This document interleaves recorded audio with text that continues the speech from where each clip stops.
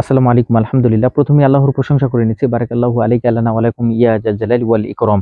এপ্রিলের শুরুতে অর্থাৎ ১০ থেকে ১১ তারিখের মধ্যে ৬ টি বস্তায় আমি আদার কাটিং লাগিয়েছিলাম। ফলন কেমন হয় সেটা দেখার জন্য। আলহামদুলিল্লাহ অবশেষে প্রতিটি কাটিং থেকে পাতা গজিয়েছে। মাশাআল্লাহ দেখতেই পাচ্ছেন কত সুন্দর পাতা হয়েছে।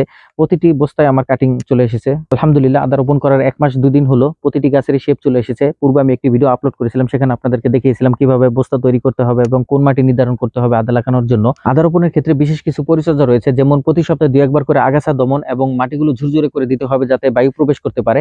এতে গাছের গ্রোথ সুন্দর হয়। আদা রোপণ করার পরে আপনি যদি সঠিকভাবে পরিচর্যা করতে পারেন সেক্ষেত্রে আপনি ২ থেকে ৩ কেজির মতো আদা হারভেস্ট করতে পারবেন একটি বস্তা থেকে।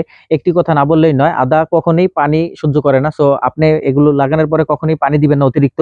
এমন হতে পারে ২-১ মাস পর, পর আপনি একবার করে পানি দিতে পারেন, বাট কন্টিনিউয়াসলি আপনি যদি পানি দেন সেক্ষেত্রে আপনার গাছের যে কাটিং রয়েছে এগুলো পচে যাবে এবং আদা গাছগুলো মরে যাবে। সো এই বিষয়টা আপনারা অবশ্যই খেয়াল রাখবেন, গাছে অতিরিক্ত পানি দেওয়া যাবে না। বিশেষ করে আদা রোপণ করার জন্য আমি কিভাবে মাটি তৈরি করেছিলাম এবং কি কাটিং সংগ্রহ করেছিলাম সেটি নিয়ে অলরেডি একটি ভিডিও আমি আপলোড করেছি। আপনারা চাইলে আমি লিংক দিয়ে দিব কমেন্ট সেকশনে, আপনারা চাইলে দেখে নিতে পারেন। অবশ্যই এটি নিয়ে আবারও আপডেট দিব আপনাদেরকে, আদা গাছের গ্রোথ কেমন হলো। যারা এখন আমার পেজটি ফলো করেন নাই অবশ্যই আমার পেজটি ফলো করে দিবেন ছাদ রিলেটেড কৃষি কন্টেন্ট পেতে।